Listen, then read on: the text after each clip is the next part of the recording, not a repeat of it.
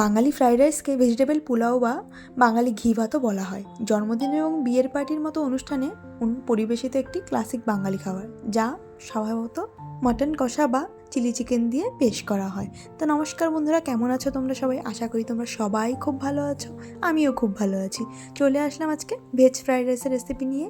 তো প্রথমেই আমি এখানে 3 কাপের মতন বাসমতি চাল নিয়ে নিলাম এবং চালটির মধ্যে বেশ খানিকটা জল দিয়ে খুব ভালো করে ধুয়ে নেব। আর চালটিকে কিন্তু আলগোভাবে ধুয়ে নিতে হবে, আর এভাবে করে 3বার আমি চালটাকে ধুয়ে নেব। আর তারপর আবারও পরিমাণ মতন জল দিয়ে এটিকে 1 থেকে 1.5 ঘন্টার জন্য ভিজিয়ে রেখে দেব।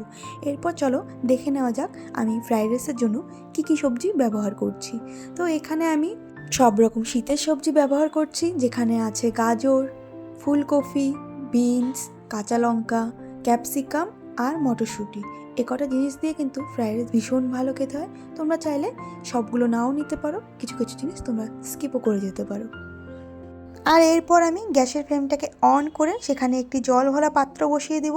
আর সেই পাত্রের মধ্যে দিয়ে দেব 3 থেকে 4টের মতন তেজপাতা, সামান্য কিছু এলাচ, দারচিনি আর লবঙ্গ, আর দিয়ে দেব 1 চামচের মতন লবণ আর একটা হাফ লেবুর রস দিয়ে সমস্ত উপকরণকে খুব ভালো করে মিশিয়ে নিয়ে এটিকে একটি ঢাকনার সাহায্যে ঢেকে রেখে দেব 5 থেকে 7 মিনিটের জন্য। এরপর জলটি ভালো করে ফুটে আসলে এখানে আমি ভেজানো চালটি দিয়ে দিব, আর চালটি দিয়ে খুব ভালো করে নাড়িয়ে নিব আর 5 থেকে 10 মিনিটের জন্য এটিকে ফুটতে রেখে দেব। এরপর চালটিকে মিনিমাম 70% মতন কুক করে নিতে হবে। এখানে কিন্তু আমার চালটি মোটামুটি সেদ্ধ হয়ে এসেছে, আর এখানে 70% কুক হয়ে আসলেই কিন্তু চালটিকে নামিয়ে নিতে হবে, কেননা বাকি 30% আমরা ফ্রাইয়ের সময় কুক করে নেব। এরপর আমি একটি বড় কড়াই বসিয়ে দেবো। কড়াইটাকে খুব ভালো করে গরম করে এখানে আমি প্রথমেই দিয়ে দেবো 1 চামচের মতন ঘি। ঘিটাকে ভালো করে মেল্ট করে নিয়ে এখানে আমি দিয়ে দেবো আবারও কিছুটা তেল। তেলটা ভালো করে গরম হয়ে আসলে এখানে প্রথমেই আমি ছেড়ে দেবো ফুলকপিগুলো দিয়ে ফুলকপিগুলোকে 1 থেকে 2 মিনিট খুব ভালো করে নেড়ে নিতে হবে। তারপর এক এক করে সবগুলো সবজি যেমন গাজর, বিনস দিয়ে দিতে হবে। দিয়ে এটিকে 2 থেকে 3 মিনিট খুব ভালো করে নাড়িয়ে নিতে হবে। আর তারপর আমি এখানে দিয়ে দেবো মটরশুঁটিগুলো দিয়ে সবগুলো সবজিকে খুব ভালো করে ভেজে নিতে হবে। এখানে 50%-এর মতো সবজিগুলোকে ভেজে নিতে হবে। আর এর মাঝখানে আমি এখানে দিয়ে দেবো 1 চামচের মতন লবণ দিয়ে সমস্ত উপকরণকে আবারও ভালো করে ভেজে নিতে হবে। আর এরপর সবজিগুলো 50%-এর মতন কুক হয়ে আসলে এখানে আমি দিয়ে দেবো কেটে রাখা ক্যাপসিকাম আর কাঁচা লঙ্কা দিয়ে সমস্ত উপকরণকে আবারও ভালো করে নাড়িয়ে নিতে হবে। আর এরপর 1 থেকে 2 মিনিট সবগুলো সবজিকে ভালো করে নাড়িয়ে নিয়ে এখানে আমি দিয়ে দেব গোলমরিচ গুঁড়ো। এরপর সমস্ত উপকরণকে খুব ভালো করে ভেজে নিতে হবে। এখানে কিন্তু সমস্ত উপকরণকে 3 থেকে 4 মিনিট ভালো করে ভেজে নিতে হবে। সবগুলো সবজি খুব ভালো করে ভেজে আসলে এখানে আমি ঢেলে দেব সেই সেদ্ধ করে রাখা ভাত।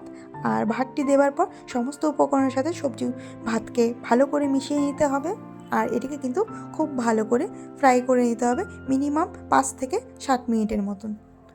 এরপর সমস্ত উপকরণের সাথে ভাতকে মিশিয়ে নেবার পর এখানে আমি দিয়ে দেব 1 থেকে 1.5 চামচের মতন লবণ আর হাফ কাপের বেশি চিনি দিয়ে সমস্ত উপকরণকে আবারও খুব ভালো করে মিশিয়ে নিতে হবে। আর এটিকে ততক্ষণ অবধি ভাজতে হবে যতক্ষণ না চিনিটা খুব ভালো করে গলে যাচ্ছে। আর এরই মাঝখানে আমি আরেকটি সাইডে একটি তড়কা প্যান বসিয়ে সেখানে আমি দিয়ে দেব 1 থেকে 1.5 চামচের মতন মৌরি। আর মৌরিটাকে খুব ভালো করে এখানে ভেজে নিতে হবে 1 থেকে 2 মিনিটের মতন। আর মৌরিটা খুব ভালো করে ভেজে আসলে এরপর আমি এটিকে খুব ভালো করে গুঁড়ো করে নেব এবং সেটিকে এই মৌরি গুঁড়োটি আমি ফ্রাইড রাইসের উপর দিয়ে দেবো। আর এই মৌরি গুঁড়ো কিন্তু ফ্রাইড রাইসের স্বাদ দ্বিগুণ বাড়িয়ে তুলবে। এরপর ফ্রাইড রাইসটিকে খুব ভালো করে আবারও 1 থেকে 2 মিনিট ভেজে নিব। আর এরপর আমি এখানে দিয়ে দেব 1 চামচের মতন ঘিটা দিয়ে ফ্রাইড রাইসটি খুব ভালো করে মিশিয়ে নিতে হবে। আর এরপর ভালো করে মিশানো হয়ে গেলে সেটিকে কিন্তু আমি আবারও 1 থেকে 2 মিনিট খুব ভালো করে ভেজে নিব। আর দেখো এটি কত সুন্দর ঝরঝরে হয়েছে। এখানে কিন্তু আমার ফ্রাইড রাইস একদম তৈরি। এরপর আমি এটিকে একটি পাত্রের মধ্যে খুব সুন্দর করে বেড়ে নেব। তাই এই ছিল আজকে ফ্রাইড রাইসের রেসিপি। তোমাদের কেমন লাগলো সেটি কিন্তু আমাকে অবশ্যই কমেন্ট করে জানিও। আর এটি বানানো কিন্তু খুবই সহজ, তোমরা বাড়িতে একবার হলেও ট্রাই করে দেখো এইভাবে।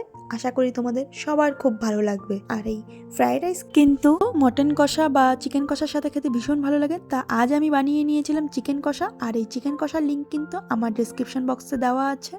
আর এরকম সহজ সিম্পল রান্নার রেসিপি পেতে হলে অবশ্যই কিন্তু আমার চ্যানেলটিকে সাবস্ক্রাইব করে নিতে হবে। তাহলে ভিডিওটি আজ এখানেই শেষ করছি। সবাই ভালো থেকো, সুস্থ থেকো।